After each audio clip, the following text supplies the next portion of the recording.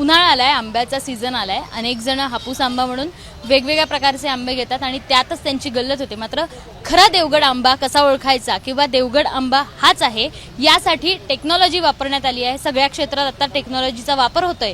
मात्र खरा देवगड आंबा कोणता आहे यासाठी देखील आता टेक्नॉलॉजीचा वापर करण्यात आला आहे आणि हे सगळे QR कोड्स असू देत, व्हॉट्सॲप असू देत, या सगळ्याच्या माध्यमातून आता खरा देवगड आंबा प्रत्येकाला ओळखता येणार आहे आणि प्रत्येक नागरिकाची आता फसवणूक याच्या माध्यमातून कमी प्रमाणात होणार आहे. माझ्यासोबत ॲडव्होकेट सप्रे सर आहेत. सर, खरा आंबा नेमका कसा ओळखायचा, खरा देवगड आंबा कसा नेमका ओळखायचा? अनेकांची फसवणूक झाल्याचं आपण बघितलंय. चौकात आंबे विकायला असतात, पण अनेक जण देवगड आंबा म्हणून वेगळाच आंबा घरी घेऊन जातात. तर यासाठी गेले 100 वर्ष देवगड आंब्याने जे नाव कमवले ते आता मार्केटमध्ये आपण म्हणलं तसं की कोणी उठतंय आणि कोणता आंबा विकते. त्यामुळे ग्राहकाला ॲक्च्युअल देवगडचा आंबा कोणता हे समजण्यासाठी आपण हे टॅम्पर प्रूफ UID सीलची प्रक्रिया सुरू केली. आता प्रत्येक आंब्यावर एक सेपरेट म्हणजे प्रत्येक आंब्याला आधार कार्ड मिळाल्यासारखा एक विषय आहे की प्रत्येक आंब्याला युनिक कोड मिळतो. आता हे पेटंटेड टेक्नॉलॉजी कशासाठी? प्रत्येक कोड हा 2 भागात आहे. एक भाग इथं वर दिसतो, एक भाग खाली आहे. याचं ऑथेंटिकेशन सिम्पल या व्हॉट्सॲपवर आहे की 9167668899 या नंबरला आपण हाय पाठवलं की आपली सिस्टीम आपल्याला सांगते की मला काय पाठवा. त्याला अख्ख्या कोडचा फोटो पाठवायचा आहे. कोडचा फोटो आला की आपली सिस्टीम बॅकएंडमध्ये वाचते आणि म्हणते की मला हे हिडन डिजिट्स पाठव. हिडन डिजिट्स पाठवण्यासाठी आपण हा स्टिकर जर काढायला गेला ते स्टिकर ऑटोमॅटिक 2 तुकड्यात तुटतं. त्याच्यामागे सेपरेट कोड आहे. हा कोड जेव्हा आपण पाठवता तेव्हा आपली ही जी यंत्रणा आहे ही अशा प्रकारे हे वाचते आणि प्रत्येक आंबा जेन्युइन असेल, हा कोड जर मॅच झाला आपल्या सिस्टीमला तर त्या कोड काय आहे, तो फार्मरचं नाव काय आहे, त्याचा कॉन्टॅक्ट काय आहे, त्याचा GI नंबर काय आहे, हा कोणत्या गावचा आहे, अशी सिस्टम मेसेज संस्था पाठवते.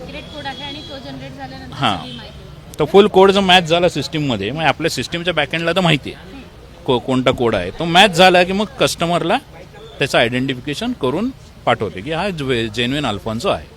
हे असं सगळं आंब्याच्या बाबतीत करावं असं का वाटलं? कारण सगळे फळं विकले जातात, पण देवगड आंबा, रत्नागिरी हापूस असू देत किंवा बाकीच्या कोकणातल्या शहरांमध्ये पिकल्या जाणारा हापूस असू देत, ते आंबे ही हापूस आंबे म्हणून आत्ता मानले जातात आणि देवगडचा याच्यात फरक नेमका कसा ओळखायचा लोकांनी? देवगड या ब्रँडला, या नावाला मार्केटमध्ये पसंती आहे. का? कारण आपल्याकडच्या आंब्यामध्ये अरोमा जास्ती प्रमाणात आहे, त्याची टेस्ट वेगळी येते. त्यामुळे मार्केटमध्ये रत्नागिरीला पण त्याचं नाव आहे, कारण रत्नागिरीची चव थोडीशी वेगळी आहे. रत्नागिरीच्याही चवीला प्रेफरन्स देणारी पण लोकं आहेत. रत्नागिरी आणि देवगड हे 2 मार्केटमध्ये चालणारे हापूस आहेत. पण त्याच्यानंतर काय झालं, हे 2 प्लांटेशनमध्ये याची नाव व्हायला लागल्यावर लोक इकडनं झाडं नेलीत आणि दुसऱ्या प्रदेशांमध्ये त्यांनी लावली, प्रामुख्याने कर्नाटकात, केरळमध्ये. आता तिकडच्या आंब्याला जो काय चव आहे आणि वास आहे तो आपल्यापेक्षा वेगळा आहे. तो काय अल्फॉन्सो नाही, कारण अल्फॉन्सो केंद्र सरकारने जे GI जो दिलेला आहे तो ठाणे, रायगड, रत्नागिरी, सिंधुदुर्ग, पालघर या 5 जिल्ह्यांमध्ये दिलेला आहे. त्यामुळे इतर ठिकाणचा जो काय आंबा आहे त्याला काय अल्फॉन्सो म्हणता येत नाही. पण ते काय करतात, देवगडची, रत्नागिरीची रद्दी घेऊन जातात, त्याच्यातनं पॅक करून पाठवतात आणि तो विक्रेता म्हणतो हे बघा हे देवगड का, तो रद्दी आहे. त्यामुळे काय व्हायला लागले, त्यांच्याकडे एक तर प्रोडक्टिव्हिटी खूप जास्त येते. आंब्याला क्वालिटी नाही आहे पण प्रोडक्टिव्हिटी खूप जास्त आहे. त्यामुळे आंबा भरपूर प्रमाणात येतो इकडे आंब्याचा दर कमी करतो आणि मग शेतकऱ्याला तो काही दर मिळत नाही. म्हणून आपल्याला ही प्रक्रिया प्रामुख्याने राबवावी लागलेली आहे.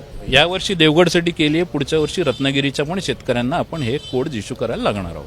पण याचं हे कोड इश्यू करायचं असेल तर शेतकऱ्यांसाठीची काय प्रोसेस आहे नेमकी? शेतकऱ्यांनी पहिले तर GI रजिस्टर्ड असणं गरजेचं आहे प्रत्येक शेतकऱ्यांनी. कारण अल्फॉन्सोला जो GI मिळाला आहे ते GI कायद्याची तरतूदच ही आहे की जोपर्यंत GI रजिस्टर्ड नाही तोपर्यंत तुम्ही GI असलेला त्या नावाने विक्री करू शकत नाही.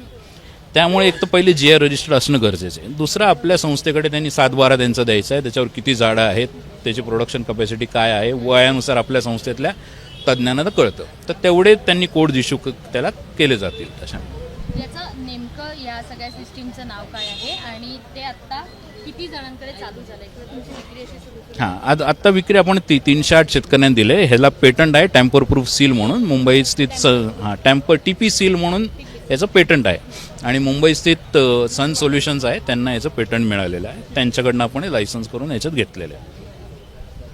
प्रत्येकच नागरिकाची उन्हाळ्याच्या आंबा आणि आमरस एन्जॉय करतानाची किंवा खातानाचा फसवणूक होऊ नये आणि नेमका देवगड हापूस आंबाच त्यांच्या घरी जावा अशी या सगळ्यांची इच्छा आहे आणि त्यासाठीच त्यांनी टेक्नॉलॉजीचा वापर करून हा अल्फान्सो किंवा हा हापूस आंबा ठरवण्यात आलाय. देवगड हापूस नेमका कसा ओळखायचा हे आत्ता आपण जाणून घेतलंय. कॅमेरामन राजेश बिडकरसह शिवानी पांढरे, एबीपी माझा, पुणे. एबीपी माझा, उघडा डोळे बघा नीट.